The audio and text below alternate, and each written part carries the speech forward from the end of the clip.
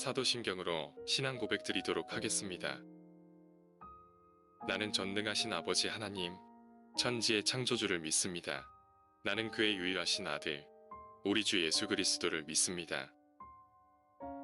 그는 성령으로 잉태되어 동정녀 마리아에게서 나시고 본디오 빌라도에게 고난을 받아 십자가에 못 박혀 죽으시고 장사된 지 사흘 만에 죽은 자 가운데서 다시 살아나셨으며 하늘에 오르시어 전능하신 아버지 하나님 우편에 앉아 계시다가 거기로부터 살아 있는 자와 죽은 자를 심판하러 오십니다. 나는 성령을 믿으며 거룩한 공교회와 성도의 교제와 죄를 용서받는 것과 몸의 부활과 영생을 믿습니다. 아멘. 사랑과 은혜가 많으신 하나님 아버지, 이번 주일도 교회에 나와 예배드리고 이렇게 기도할 수 있도록 허락해 주심에 감사드립니다. 지난 한 주간 세상의 시선을 빼앗겨 하나님의 말씀대로 살아가지 못하고 세상의 기준대로 살아왔던 저희들을 용서해 주세요. 이 시간을 통해 다시 한 주간 살아갈 힘을 얻게 하시고 하나님께 시선을 두는 한 주가 될 수 있도록 도와주세요.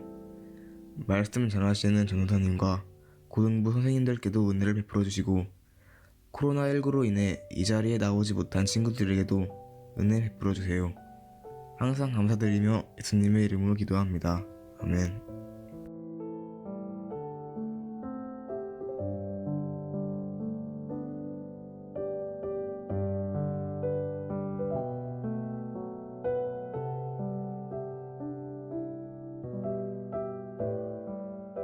내가 아버지 안에 거하고 아버지는 내 안에 계신 것을 내가 믿지 아니하느냐.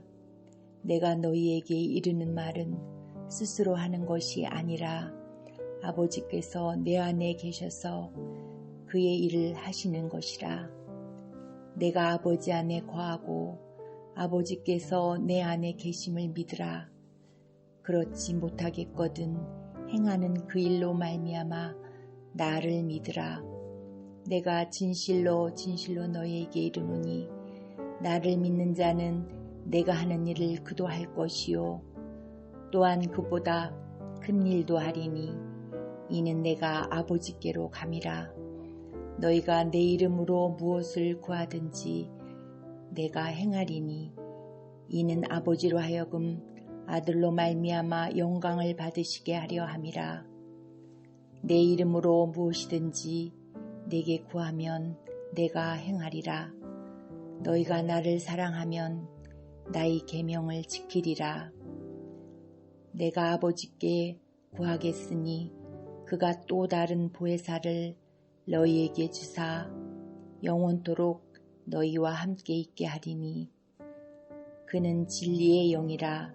세상은 능히 그를 받지 못하나니 이는 그를 보지도 못하고 알지도 못함이라. 그러나 너희는 그를 아나니 그는 너희와 함께 거하시며 또 너희 속에 계시겠음이라.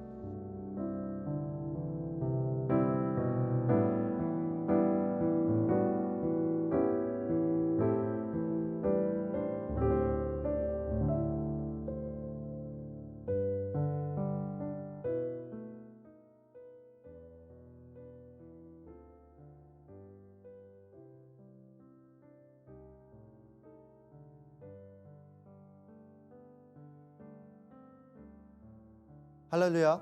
오늘 말씀은 우리 기독교에서 가장 중요한 삼위일체 교리에 대하여 말씀을 전하고자 합니다. 삼위일체 교리는 우리 기독교의 핵심 가치이며 하나님 존재를 나타내는 것이지만 생각보다 교회를 오래 다니신 성도님들 중에도 삼위일체 교리에 대한 설명에 있어 어려움을 겪는 경우가 많습니다. 왜 그럴까요? 첫째로는 삼위일체에 대한 이야기가 성경에 명확히 나와 있지 않기 때문입니다. 다만 성경 전체를 본다면 구약 성부 하나님의 창조사역, 또 사복음서에 나오는 성자 예수님의 십자가의 구속사와 구원사역, 마지막으로 사도행전 오순절교회를 기점으로 나타난 보혜상 성령 하나님의 성도의 견인, 그 견인을 통한 성화의 재창조 사역이 그 특징들이 연결해 보면은 세 분의 하나님께서 서로 연합하여 복음을 이루시는 것을 알 수 있죠. 그렇기에 성경 전체 맥락에 대한 이해도가 있어야만 삼위일체를 우리는 깨달을 수가 있습니다. 그리고 둘째로는 삼위일체 교리의 특성상 완벽하게 설명할 수 있는 예시가 없기 때문이죠. 한때 사람들이 삼위일체론을 설명하고자 내세웠던 예시가 있었는데 그것은 바로 물리학의 삼중점입니다. 간단히 설명드리자면 물이라는 본질은 같되 액체, 고체, 기체로서 형태만 변형된 것을 성부, 성자, 성령 하나님에 빗대어 설명한 겁니다. 그러나 이 논리는 오늘날 조직신학에서도 옳지 못하다고 판단하여 이단으로 분류했을 만큼 삼중점 논리는 삼위일체를 왜곡하는 잘못된 예시입니다. 그렇다면 기독교에서 말하는 진정한 삼위일체란 무엇일까요? 이는 성부인 여호와 하나님과 성자인 예수 그리스도, 그리고 오늘 본문 16절 말씀처럼 예수님께서 제자들에게 약속하신 또 다른 보혜사인 즉 성령 하나님의 독립적인 위격의 연합에 있습니다. 이는 삼중점의 예시와 다른 점이 있다면 성부, 성자, 성령 하나님의 본질은 같은 하나님이라는 점에서는 일치하지만 이는 단순히 형태만 다른 존재가 아니라 각자가 독자적인 위격을, 인격을 가지면서 서로가 연합하여 하나의 일체성을 가진다는 점에서 큰 차이가 있죠. 한마디로 삼위일체란 우리의 인식으로는 도저히 설명할 수 없는 영역의 차원이라는 것이죠. 그렇게 오늘 여러분들에게 삼위일체 설교를 하기에 앞서 미리 고지합니다. 오늘 설교는 기존 설교보다 약간 길 겁니다. 부디 아침에 오는 그 졸음으로부터 이겨주시길 바랍니다. 여러분들이 하나님을 알고자 한다면 오늘 설교만큼은 그냥 흘려들어서는 안 되기에 특별히 부탁드립니다.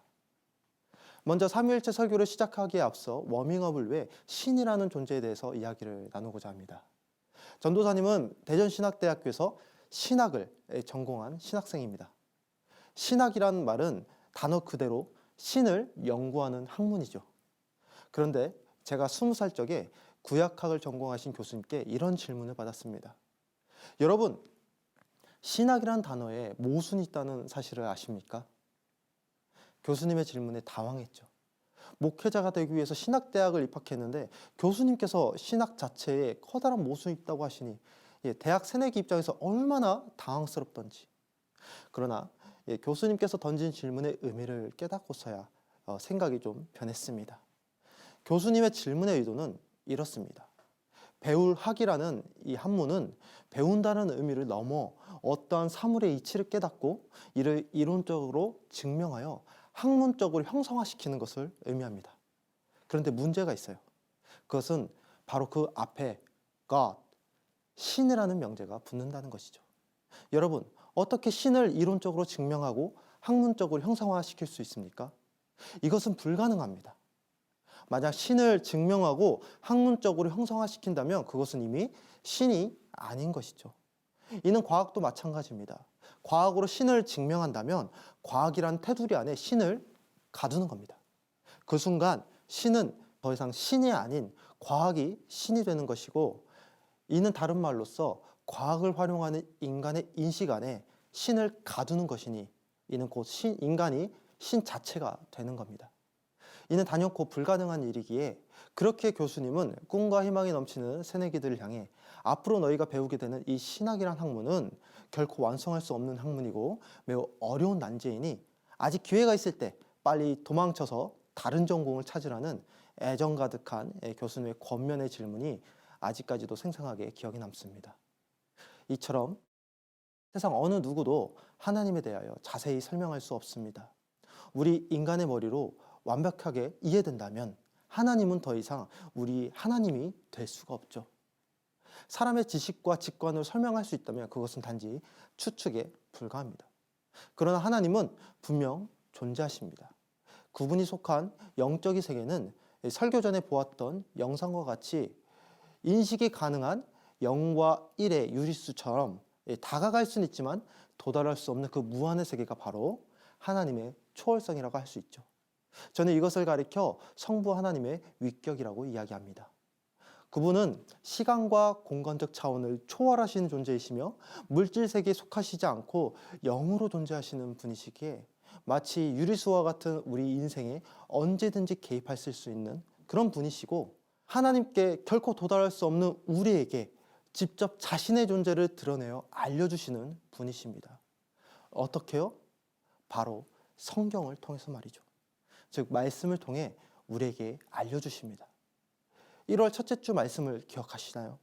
스스로 존재하는 자라는 이름으로 그분의 존재의 목적을 모세에게 알려주시지 않았습니까? 이처럼 성경을 통하여 자신의 인격, 창조와 구원, 인간에 대한 사랑에 대해서 말씀하시죠. 성부 하나님은 우리가 이해할 수 있고 우리의 생각이 따라갈 수 있는 방식으로 하나님에 대해 알라고 우리를 부르십니다. 여기에 성부의 위격의 핵심이 있는 거죠.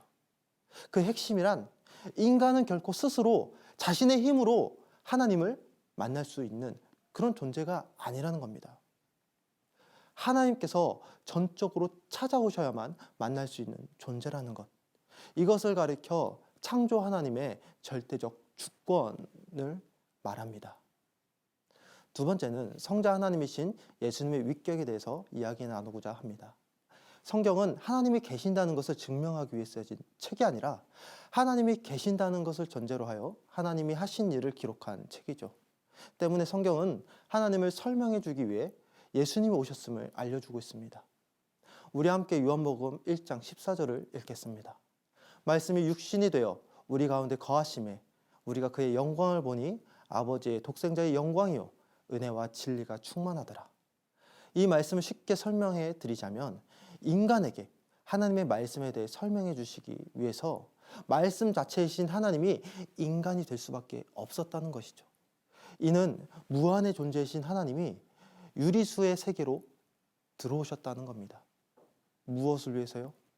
죄로 인하여 끊어져 버린 인간과 성부 하나님의 그 관계를 회복시키기 위해서 모든 죄인들의 죄를 짊어짐으로써 하나님으로부터 멀어지는 우리를 십자가로 하여금 구속하신 겁니다. 이것을 가리켜 성자 하나님의 십자가의 구속사 또는 구원의 위격이라고 하죠. 이제 마지막으로 성령 하나님의 위격에 대해서 이야기 드리고자 합니다. 오늘 본문 말씀 16절에 보면 제자들에게 보혜사가 너희와 함께 할 것이라 약속을 하십니다. 보혜사란 헬라어로 파라크레토스라 하여 뜻은 위로자, 변호자, 보호자라는 의미를 가지고 있죠. 제자들에게 있어 참 위로자는 누구입니까? 예수님이시죠. 그렇습니다. 보혜사는 사실 예수님을 지칭합니다.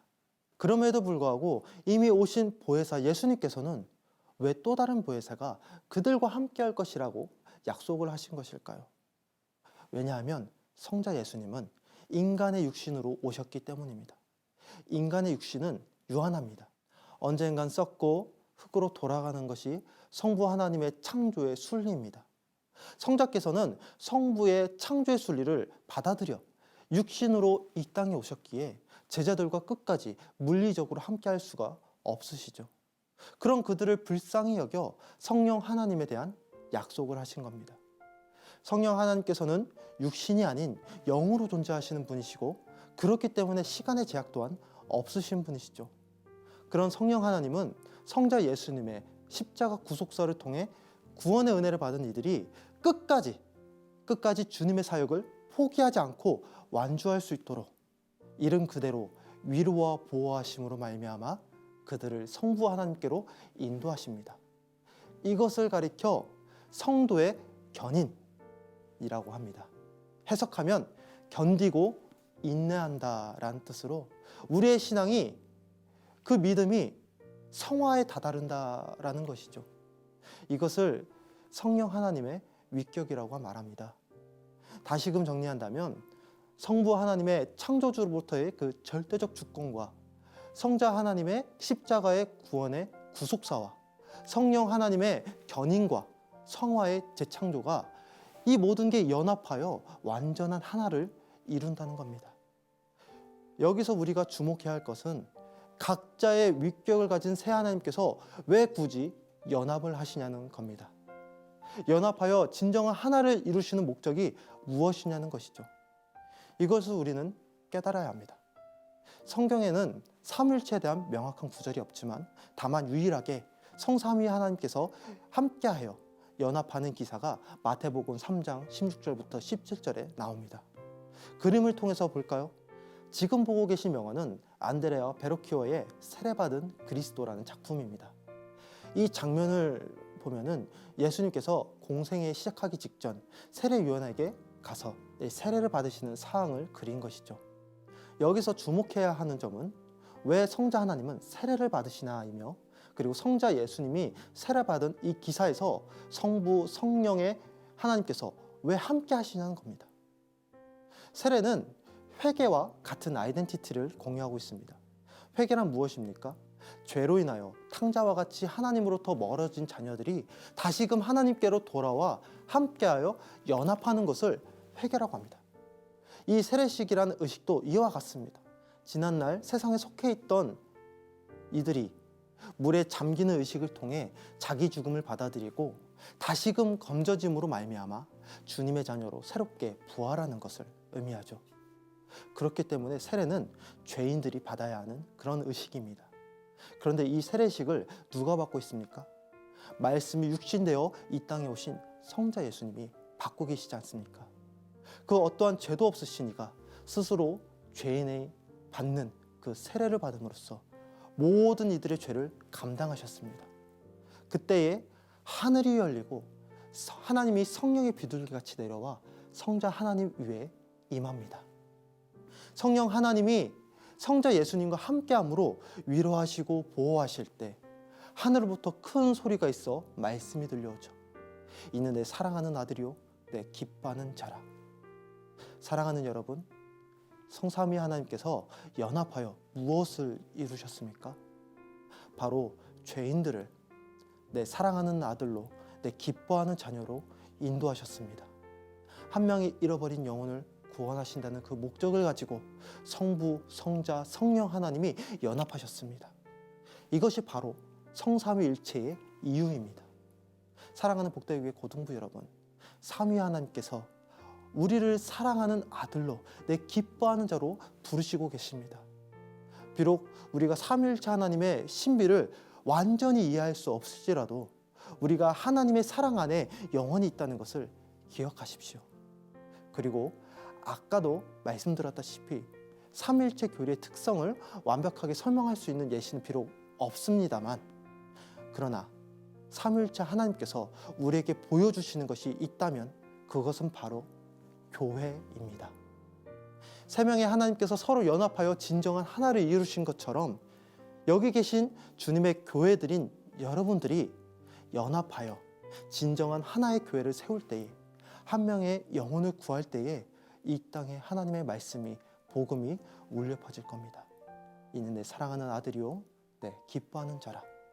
삼위일체 하나님의 사랑에 힘입어 서로 연합하여 복되교회 고등부를 진정한 교회로 만들어가는 우리 모두가 되길 축원합니다.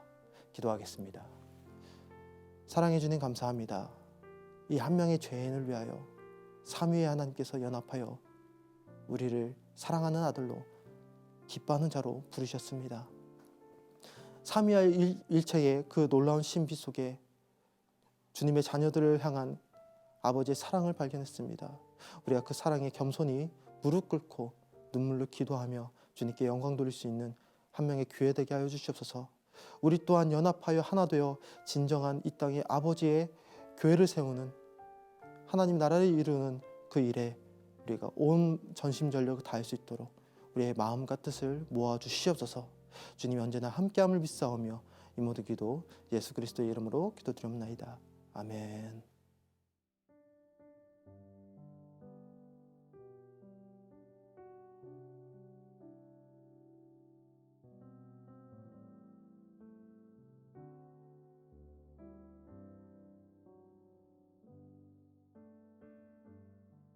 주기도문으로 예배를 마치겠습니다. 하늘에 계신 우리 아버지, 아버지의 이름을 거룩하게 하시며 아버지의 나라가 오게 하시며 아버지의 뜻이 하늘에서와 같이 땅에서도 이루어지게 하소서. 오늘 우리에게 일할 양식을 주시고 우리가 우리에게 잘못한 사람을 용서해 준 것 같이 우리 죄를 용서하여 주시고 우리를 시험에 빠지지 않게 하시고 악에서 구하소서. 나라와 권능과 영광이 영원히 아버지의 것입니다. 아멘.